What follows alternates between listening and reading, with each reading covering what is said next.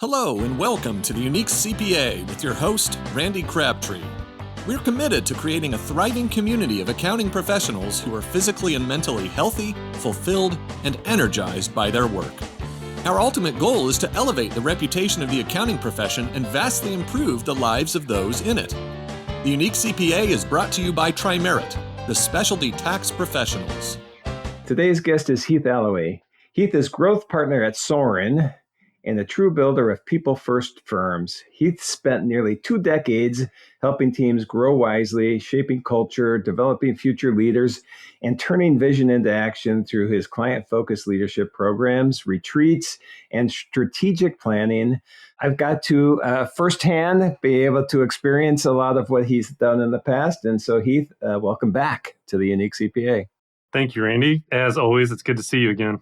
Good to see you, too. It's been a little bit. In person may have been bridging the gap of 24. Was the last time I saw you in person? Possibly. I'm trying to think of the timing. I think there was another event, maybe in Puerto Rico, where our paths crossed. And then I think since then... That's right. Yeah. That's right. I forgot about that. Yeah.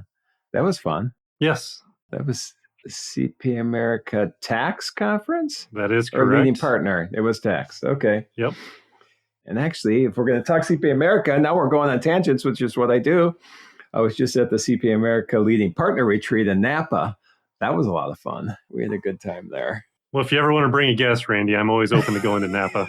You got it. I'll remember. Although I don't know the next conference where if we have another one in Napa. It is probably the 3rd time I've been there for a conference, so it's a great place. All right, let's move on. Let's get on to what we're doing here today, which is talking about a lot of really cool things that you've been doing in the profession, that you've seen in the profession, that you've helped with in the profession. But before we do that, I mentioned at the beginning that since last time I saw you, approximately, it may have happened before that, you now have a new role and you're growth partner at Sorren. And Sorren is, if you can say it probably better than I can, but I'll say my version of it, a private equity firm that has invested in accounting firms over the past year. So let's dig into that a little bit. Give us a little background of Sorren itself and then how you got involved. So Soren originated, there was a group of managing partners that met from time to time, and that led to some of the discussions of what would it look like to come together as one firm and try to do something special together. And one thing led to another. And then this is the real short version, Randy. So if we need to go in more detail our questions, yep. The initial rollout was of May of this year, and that was 13 firms merging together, truly to come together as one firm, full integration. And how I got tied into that was Harris Legacy Firm. They were big into upstream programs. I knew their firm leadership for, their firm for probably the last 4 to 5 years, and thought very highly of the firm leadership, forward-thinking firm. And there were some things in the back of my mind, Randy, that they've been living there for a really long time, even pre-upstream when I was in a firm. I had ideas with a non-traditional background of how could we take some non-traditional services in the profession and take those to our client base. And that's how my conversation with Josh originated, which led to, a couple other ideas. I had some large firm experience. And so joining Soren, you think of that many firms coming together of these pockets of success. Where's our highest client concentration? And so part of my role has been really focused on developing our leadership teams around the core industries that we focus on, also identifying future growth opportunities in certain industries, getting our leadership teams set up.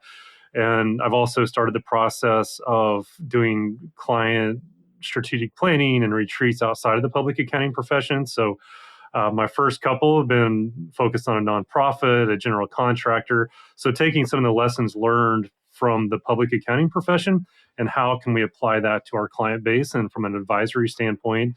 And so those are some of the things that I've been focused on that really drew me to Soren. And 13 firms coming together, I'm sure that is, most people know it's no easy task. And I love the culture. I love change. I love people development. So it's really allowed me to focus on the things that I love the most. And maybe some people don't enjoy as much, but it's all the things that I love doing. And end goal, Randy, 3 years down the road, 5 years down the road, looking at all the things we're doing, of looking back and saying, you know what, it wasn't easy, but it's been a lot of fun, and it's been fun putting something together, with people I didn't even know 12 months ago. Right.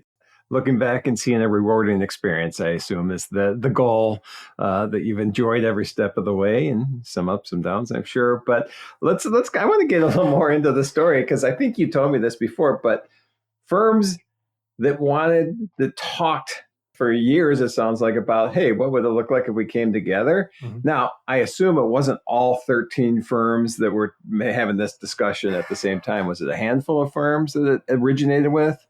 I was going to say, don't quote me on this, Randy, but we're on a podcast, so you're going to quote me on it. But I think there was, if I remember correctly, I think there were at least 4, maybe 5 firms that were part of that group that started the initial discussions, which then led into other relationships. And yes, one thing led to another. Yep. So I assume, though, there is a private equity part of this. So there was financial backing to be able to put this all together, correct? So I think out of those initial discussions, when that idea surfaced around what would it look like of us coming together, I think that's where the Harris Legacy firm and Josh took the initiative to go back and look at, like, what would this look like? And then that's where the outside investor came in to help facilitate and accelerate that. And so that's how that originated and got started. Yep. So I have some friends who have become part of the Soren family.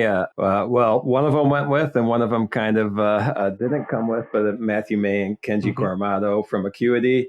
They kind of let me into their journey over the last year and a half or so, when they decided to look into options for them. And they didn't give me names. They didn't tell me Soren and everything else. But I know they evaluated a lot of opportunities to join another firm or private equity investment. And so, they told me in the past about how the process went. And when it came down to it, Soren was the obvious choice for them. So I don't know if you haven't had to have, Kenji kind of is out doing his own thing now, but Matthew, I think, is pretty high up leader in the organization at this point. You were working with Matthew at all? Yeah, Randy, it's crazy timing of the recording of this. I was actually just at AcuityCon not too long ago, their annual conference, and then with Matthew and the CAS team and overseeing that aspect of it, the various service line leaders we meet on a weekly basis. And since I'm focusing on our core industries, I see Matthew, unless there's a scheduling conflict, at least once a week, every Monday. So there's a good amount of collaboration. And then some of the Acuity team members, whenever we've been developing our leadership teams around our key industries, we're trying to get a good mix of service lines, and some of that is CAS related. So some of his team members from the Acuity side will be stepping in and taking some additional leadership opportunity within those key industries. Nice. Yeah, he was just telling me recently, too, that there's a key group in Chicago that he's been working with in the CAS area as well. So I don't know if he's coming up here, but if he is, I'm going to have to make sure he lets me know, and we can go grab a beer. Okay, so there's other things I want to talk about, but I'm intrigued with this whole story of Soren. Let's go into this. So your title is Growth Partner, but when you were talking about that, you were saying a lot of things other than what I think Growth Partner is. To me, Growth Partner is, okay, you're doing business development. But what you were talking about is leadership training and all that. What is, I guess, let's dig deeper into what your role is. Yeah, Randy, I would say it's somewhat unique compared to some other growth partner, growth officer type roles. Whenever I say the word growth, and this was big, even in my previous firm and then at Upstream, of when I look at any successful firm, we talk about their pillars or various areas for success. And I look at culture drives everything, and then our people, then our clients, and then growth. And when I look at growth, that from a revenue standpoint, that really fuels the firm culture. It allows us to reinvest in our people. And I am looking at from an internal mix of, so part of my role is internally facing, some of it's externally facing. The internal part of it is building the leadership teams, building more expertise in our key industries. How can we continue to evolve there? We do have plans leading into next calendar year. You mentioned the revenue or business development side of doing a full-blown business development training program and implementation across the firm. So it will be geared more towards the revenue side of it. But then from a service line, that is working more individually from a client strategic planning and helping with the implementation of that further down the road of developing a leadership development type opportunities for Soren clients. I've learned so much from so many people around public accounting. I just see a demand and a need in other industries, other professions, and it seems like just early on, even our client base is hungry for those kind of opportunities. Nice. All right. Another thing that's intrigued me that you said earlier, and I'm probably going to get this wrong, but you said you were like facilitating retreats with a nonprofit or other types of organizations. What's that? And is this Soren related or what is this?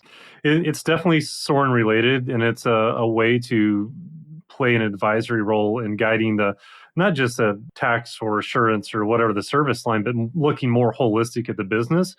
And for a lot of like family-owned businesses, I'll just use that as an example of, have they really stepped back and looked at the business? Sometimes they get so tied up in the business, not working on it. So going back to those 4 buckets of culture, people, clients, or customers, and growth, what does success look like for them 3 years from now? How can I help them achieve those goals and growing their own organization and being successful? And that could look anywhere from like a day or 2 days, doing a lot of pre-planning, diving into, how their leadership team works together. What are their obstacles? What are their hurdles? How can we help them be successful long term? So it's really stepping back and taking that advisory approach of how can we help them run their organization or business better. And I look to bring other service lines into the discussion, depending if it's like succession planning, or maybe they're looking to acquire or looking to exit the business down the road, and having that kind of guided discussions from someone outside of their organization. All right. Is this a offsite event? Is it a Zoom meeting? Is it a paid event? How do your customers or clients or potential clients get involved? Right now, I am focused more on doing them in person. It's harder. If you think of communication, what is it, like 70% of communication is nonverbal? Yeah. So when you're there in person, it is a lot easier to read the room. It's a lot easier to build connections with the people you're working with. It's a lot easier to build trust. So my focus, I'm not saying we couldn't do it remotely, but I am much more focused on the relationship and trying to be in person. They could be a day. I'm big on the day and a half or 2 days, because typically some people process information differently. Mm-hmm. When you come back the second day, those that need time to process, they're usually a little more vocal about their thoughts. It gives them time to sleep on it, share any concerns, questions that they might have the next day. All right. So now I asked all the things that you intrigued me with when you were starting to talk about it. Let's get into a little of the ideas that we discussed prior to recording that we thought would be pretty cool to talk about. And so one of them, and this is something you sent over, and I loved it, is you wrote this out. You want to talk about a profession that can do more for you than you can ever do for it. And this, I think, comes back from your background and where you came. And so let's hear about it. What do you mean by that? So I'm going to even take a step back, if that's okay, Randy, because I think what I just shared about retreats and facilitating and helping businesses. And I grew up it was a pretty small town, small family-owned business. And growing up in that environment, I learned so much about how a business operates. I learned a lot about relationships. I learned a lot about culture. I learned a lot about our communities and the impact that business can have on our communities. And that really drove my love, my passion for what I do. I don't want to say it's non-traditional, because it's kind of the American dream of business and running a business and doing all of that. But that's where I learned a lot. I went to college. I got a degree in just general business. I had no plans or expectations to get into public accounting. Candidly, Randy, I didn't know what I wanted to do. I was probably bouncing around a little bit, probably more focused on golf and friends and other things, and not necessarily my career. And a couple of years after graduating, my dad might have had some hard conversations with me, and it was time to grow up a little bit and get my foot in the door and start building a career. I put out applied for a ton of different positions, had a lot of different ideas. One thing led to another, and someone that I played college golf with was at firm BKD at the time. One thing led to another. I got my foot in the door. It was not my dream job, Randy, by any means, but it was my foot in the door. Spent my first, 14 to 15 months making calls for our partner group to prospective clients. So trying to get a meeting set up, learned a lot about rejection. I learned a lot about the different services we offered. I learned a lot about, just the profession as a whole. And so that drove a lot of that. I planned to build my resume. I planned to leave in 2 or 3 years. Now it's almost 20 years later. That was 2006. And when I say the profession could do more for me than I could never do for it, I was a few months ago, I had a chance to go to Banff in Canada. Mm-hmm. It was like 12 or 13 US firms that were going there to meet. I had the chance to go facilitate a meeting. I took my family with me. We were out. I don't know if you've ever been there, but No. we were out by one of the lakes. And it was just one of those moments, taking a picture with my wife and kids and thinking like, gosh, 19 years ago, never in a million years did I think that I would be getting paid to lead a discussion in Banff, Canada with several firms.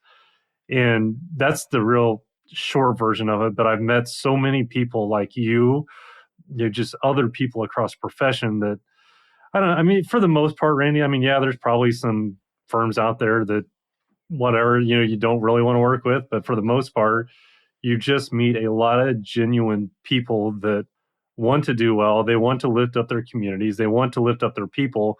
They're trying to do what's right. I guess my advice for people thinking about getting into the profession or thinking about leaving the profession is there is way more opportunity and more impact, things that you never will even imagine that will have a positive impact on you. And it's just been a wonderful ride. I guess that's my best way of summing it up, Randy. No, I couldn't agree with you more. It's funny. I was just had a question posed to me today, something I had to write a response to. And it was, if you could go back, what was one thing you would change in your career? And I went through this question. I get this question a lot. I get, like you, I'm on podcasts a lot. I get interviewed. And my answer is always the same. I wouldn't change a thing because this profession's done so much for me and it's got me to where I am today. And this moment in time, sitting talking to you right now, it doesn't get better. I mean, we're talking about this profession and how great it is and things that it's done for us. And so what I told them is, this is actually what I said. I wouldn't change anything. I appreciate where I am. And that's thanks to every experience I've had. For others, I'd suggest prioritizing health, seeking help early, building your role around your strengths and passion, investing in mentors, fostering relationships. That's so important. Saying no more often. Those are things, hey, sure, would have made a difference if I'd done that more often? Maybe. But I wouldn't be sitting in this spot right now. And I want to sit in this spot right now, including time for recovery, don't overdo things. Integrating technology more. That's when I started in the profession, I just wasn't that great at it. It wasn't as a big a deal. But all these things, man, you're giving me goosebumps now, that the profession has given me has just been amazing. And I can't believe the same thing you're saying. I can't believe that I get to earn a living just trying to help people in this profession that I love. So, all right, that's my rant, but you got me going on that. I love that answer you had. Well, Randy, I love the response of I wouldn't change anything. So I think it's a really great question, but that response that's really good. Yeah. Well, I say that all the time because I do get asked that a lot. And most people know, if you listen to the show, I had a stroke 11 years ago. I wouldn't change that. And it sounds almost guilty. I feel guilty saying that because I'm very fortunate physically to have recovered. But again, I wouldn't be in the spot I am right now without having that stroke. And so less that I can say, I wouldn't change anything. And I know sometimes that's hard for people to believe or for people that, aren't happy with where they currently are. I just try to live with it's a cliche, but an attitude of gratitude. I'm very happy for everything I have and everybody that I have in my life. Yeah, Randy, you're not going to believe this. And I wish my handwriting's really bad, but because I was jotting down notes, I wrote attitude of gratitude down here. And I was going to ask, it's almost more of a mindset of we're bombarded with the negatives. We naturally tend to think more towards the negatives. And that attitude of gratitude or the abundance mindset, Yep. For me, you talked about stress, burnout, all those things. Sometimes that mindset, it kind of is a skill. We have to focus on that because we're constantly bombarded with everything that's going on in the world. And it's a different mindset of, I am here because of that attitude of gratitude, and I wouldn't change that. And so that's a lot of ways, I think that attracts people to you as well when you have that kind of mindset. So kudos to you. Well, you too. I can't make this up of writing it down. Of Yeah, exactly. That's pretty crazy. No, Yep. that's cool. Well, I think you and I think a lot alike in that way. So that's why I always enjoy these conversations. All right, let's keep going because there's some other things that you had brought up that I found very intriguing as well. And I want to touch on a lot of things that you mentioned earlier, but one thing that you did say pre-taping was talking about growing wisely and what that means and how people is there a mindset to growing wisely, or what is growing wisely? I definitely think it's a mindset. And before I get into the mindset, one mistake, and again, we can't change the past, but one mistake that I made early on of like probably not fully understanding how a firm operated and the impact that growth had. And I hate to admit this, Randy, on a podcast, but it was almost this mindset of like all growth is good growth. It's not the case. Not all growth is created equal. Nope. And when you talk about the mindset, I have met very few people that get into our profession to say I'm a salesperson or I love business development. So I flip the question, and the two questions I ask are like, one, why did you get into the profession? And then two, what do you love most about the profession? That second part about what do you love most, it tends to go back to one of two things. It's either I love working with my clients, I love seeing them be successful, or I love working with my people in the firm, my teammates, I love seeing them be successful, growing in your career. And when I look at growth and growing wisely, that kind of growth fuels the fire to create opportunities for your people. It creates ways to reinvest in your firm to bring new services, develop skill sets, and serve our clients in a better way.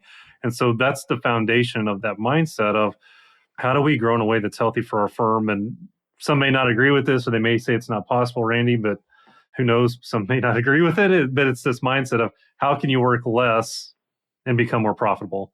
That may sound capitalistic, but I don't see it that way. We all have limited time. Yep. It's how do we use our time in a way that's healthy for us, our firm, our clients, our communities? No, that's perfect, because I think we do the exact opposite way too often. We don't value our time because, and again, I rant on this all the time, but because we've been taught that our value is in the hours we put in rather than the outcomes we deliver. And we have to figure out a way to get out of that mindset. I think there's firms doing it. I think it's going to, it was funny, I was just talking with Alan Whitman 2 days ago, and he was a managing partner of Baker Tilly. We were talking about that hour mindset, and he mentioned him talking to a friend of his who is a leader at one of the big fours, and he said, this is how this gentleman said it is, that the person that figures out how to bill on outcomes rather than hours is going to win. Now, I don't look business as winning, but that's how he put it, is going to win. Figure out how to do this profession right. And for me, I'm going to take winning, meaning be able to have our people be the best, healthiest, happiest that they can be. So that has to happen. And I think it can. Yeah, I do too, Randy. I think we're making progress. Honestly, I think post-COVID forced us to take some of that action that we needed to grow wisely. Hopefully some of that will continue to move forward. One other thing I would just mention on the mindset too, you look at, I'll go back to 2008, 2010, when the economy was doing well, firms were growing double digits, and all of a sudden, downturn, firms were scrambling. You're kind of seeing a little bit of that. Again, it's somewhat cyclical and reactionary instead of being intentional and proactive. And so when I think about that mindset, it's how can we embed this into our culture? And it's not just partners, by the way, Randy. I think everyone plays a role in a firm on growth. I mean, it's client retention. It's, are we looking for the cross-serving opportunities, better ways to help them? And so that's part of the mindset as well, is how is this a proactive, intentional, not cyclical driven? Right. Okay, so earlier on, that just made me think of something you said earlier. Earlier on, you said you started in this training program on business development firm-wide. What does that mean? So firm-wide, we're still in discussions on what that means, Randy, but at a minimum, we would look at some of our people owning client relationships. That would probably include several of our partner group. Will there be a trickle down to other levels? Even like in the first 1 to 3 years of the firm, I could absolutely see that down the road. Because I think the earlier you start in someone's career and building that business mindset, when they hit the manager level or whatever level they're going to be required to start doing more of this, it's not going to be some big surprise of like, oh crap, I got to do what kind of deal. And so to me, that if you start there, you're embedding it into your culture. And then 5, 10, 15 years down the road, it's just something we do. It's not a surprise you're being asked to do something that like, I don't want to be part of that kind of deal. So it's still in discussions, but that's what we're thinking through. Yeah, no, that's great. And I think that just the word selling is hard for CPAs in general. And it's hard for me. So I don't look at it this way, whether I'm selling or not. I'm educating, I'm finding solutions or listening for needs of people and then seeing if we have solutions for that. But for me, it's as much of that as just building relationships. But the relationships itself isn't enough. I know that. You have to then ask for the business, or at least show that you have a solution that's going to be valuable to them. Maybe it's words. Maybe we have to figure out different words to say when we're talking about selling or business development. Yeah. Well, Randy, one of the examples I use hearing you talk about the helping versus selling mindset of a couple of things. If you went to your general practitioner, you went to a doctor and they started to prescribe you something before they ever ask any questions to understand your health, you would probably look for a new doctor. Or say you're a doctor that you found a cure for cancer, wouldn't you want to tell people about that because you know you can help them? We have people that maybe they're not curing cancer, but they're experts in what they do. Yep. And they have an opportunity to help nonprofits, construction companies, manufacturers, family-owned businesses.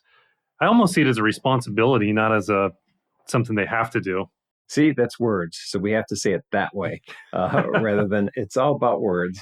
Another thing, I've been recording so many podcasts lately. I keep getting new ideas from new people, which obviously I'm getting from you today. But there was another podcast recently where somebody was talking about just the words that we say sometimes have to be intentional to get the right point across or to communicate more appropriately. So that's been in the back of my mind lately. All right, I want to make a little pivot because you've mentioned the word culture about 6 times, and it'd be really hard for me not to talk about culture.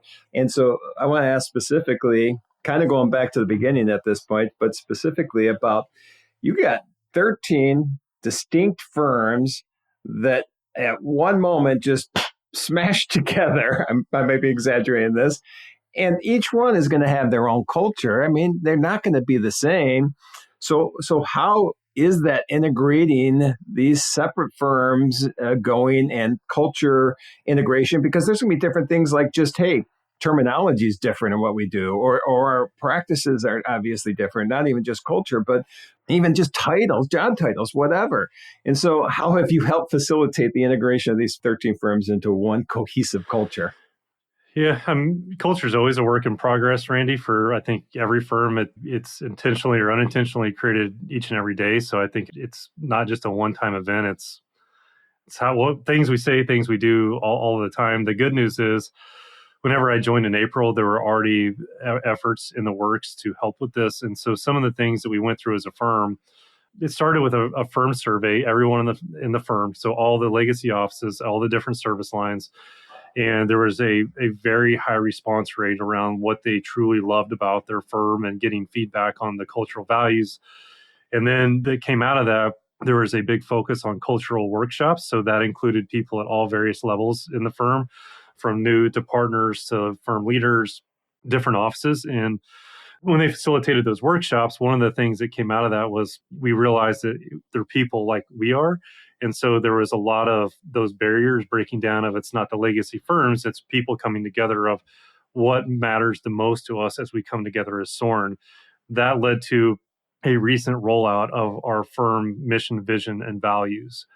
And that rollout, part of the rollout, which I love, and the Harris legacy firm was doing this beforehand, but it called a thematic goal process. So each of the offices, each of the service lines are now going through like a half day or a day thematic goal workshop of coming together in that office, focusing on one thematic goal from our mission, vision, values, and a project to implement it in their office over the next several months. And so it's a lot of intentionality around culture. We're also big focus around first annual partner meeting at Sorren. So we're looking to blow that out of a really great experience focused on culture, relationships.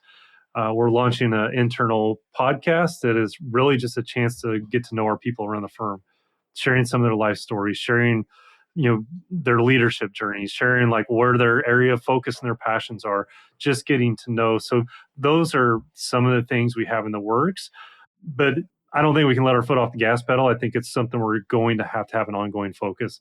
Communication. I mean, I know that's a canned answer, but in a time of change, I don't think you can under communicate. And so looking for ways to continue the intentional communication around the firm. That's the intentional communication. I was just writing down, look at us. I was writing down intentional when you said that, but then also transparent. I mean, communication, but being honest and transparent about what the goals are, where you're going, or what, stumbling blocks you run into. I think that just helps build trust levels, which are going to be so important when you're trying to integrate all these firms together. One last question on that then. I assume staying with the 13 firms is not the goal. I assume that continue integrating new firms is something that's looking to happen. Yeah, Randy, I don't think it'll be another 13 firm kind of deal. Yeah, I don't think that's the case, but it's more of going back to the culture aspect of the right cultural fits, geographic markets, the service lines, or like specialty expertise or specific industries, and being very thorough about that and making sure it's a right fit for us, it's a right fit for them. So I anticipate there will likely be more, but it won't be a 13 at one time rate. Who knows? I could be wrong on that, Randy, but I don't see that being the next step. All right. So before we wrap up, because I don't want to wrap up because I enjoy talking with you so much, but kind of a play off that question I got earlier, about, hey, what would I change in my past?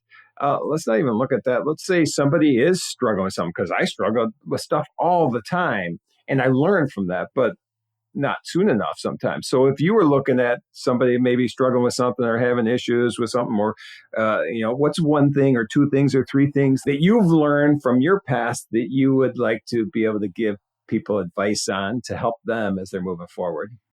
Yeah, Randy, it's a powerful question because one thing I've learned, and I've seen this in quotes, but Sam Allred was also someone that love Sam. Early days of Upstream, he said something to me that just really stuck with me. He said, with our line of work, someone told me at one point that at least half the people you're going to meet are going through something you never have any line of sight to. He said, after doing this for years, it's probably closer to 80%, maybe even closer to like 100%. And so that just always resonated with me. And I've always tried to approach people before being professionals, of knowing that who knows what people are going through when they show up in an office or they show up at a conference or whatever it may be. And so just knowing that as a starting point, that likely if you're going through something, you're probably not the only person that's going through it. So a couple of things I would leave the group of: don't silo yourself, connection with others. Reach out to me, reach out to Randy, reach out to someone you're close to, knowing that you're likely not going at it alone. I've also learned, Randy, that through sometimes those hurdles or those struggles, you mentioned like your stroke that you went through, you wouldn't change that. Depending on how you view things, there are going to be learning opportunities, things that you go through that will guide you in the future. And I'm a big believer that there's always a plan, and that we all are going to go through struggles. And sometimes those greatest struggles are going to lead to your greatest learning opportunities or a better future. So if you're going through it, stick through it. There are always ways to come out, and you'll learn and you'll grow from that. Yeah, I think that's great. And I don't want to steal your thunder, but when you were saying that, it reminded me of when I was at an Upstream conference on stage, actually being interviewed about my stroke and the struggles I had afterwards. And to this point, you sharing what you've gone through, you sharing your knowledge so people don't feel like they're alone. After this specific session, somebody came up to me and said, honestly, it's going to make me cry right now. And everybody probably knows I cry a lot. But this person came up to me and said, I just thought this was the way I had to be. I've been struggling for a long time, and I thought that was just me. And after listening to, the conversation you had on stage, I realized I can do something about this. I don't have to feel this way. I can make changes in my life. And that, for me, just made everything worth it. If one person feels like they can do something, better than they were doing yesterday because of something that you were able to share with them, that's a moment I'll never forget. So yes, I completely agree with you. Well, Randy, I know we're wrapping up. I hope we have time for this, but when you say that or hear that, I see you talk about that, that's to me is going to be greater than any financial gain or winning a client or a title in a firm or anything like that. Kind of stuff is going to leave more of an impact, not only to you, but to everyone you come across. And I can vouch for you in that session because it wasn't just one person. That was the only time that I've seen in a group setting like that where it wasn't that just that one. I saw people tear up. Who knows? I might even have teared up a little bit. I had multiple partners, managing partners, come up afterwards and say, like, you know what? I needed to hear that, or I have someone in our firm struggling with that. They need to hear that. And so, yeah, the more you can share your story, I think the more of an impact. And sometimes it's against what we think of, like, we have to act like we have it all put together, but you don't. Nope. If someone says that, they're probably lying to you, Randy. Yep. And like you said, and like Sam told you, everybody's dealing with something. Honestly, you just don't know what impact you can have, but you can't have any impact if you don't try, if you don't share, if you don't show what you've done through. So, all right, you and I could do on this forever. This has been fun. I love the impact that you're having on people and a firm, but people and the passion you have for people and how you feel that that's, the most important thing, because I completely agree with you. So before we wrap up, Heath, a couple last questions, and you were on the show before, so you got both of these.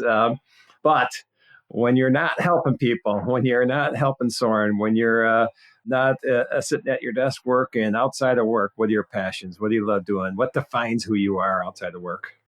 Well, I'd say what defined me, and I'll keep that pretty straightforward and direct, and then I'll share what I've been doing with my time. Yeah. But I go back to some core principles of faith, family, country. I mean, that's big to me. Mm-hmm. And so that ties back into, I try to go through the lens of all of my actions through that, of my decisions. But from a time perspective, I have an 8-year-old and 13-year-old, and I was going to say part-time. I think it's more full-time, but they're in sports, they're in soccer, just wrapped up baseball, getting into football.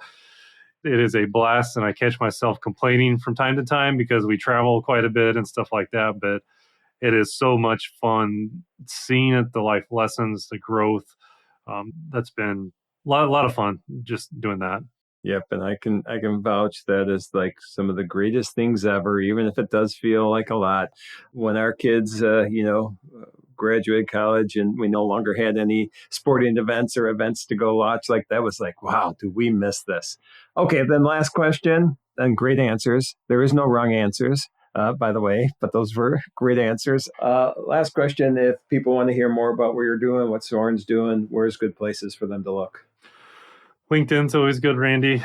Easy to find in LinkedIn, and then just email address is halloway@soren.com, and that's on our website as well. So, I mean, those are two pretty easy ways, or other connections through you or others in the profession.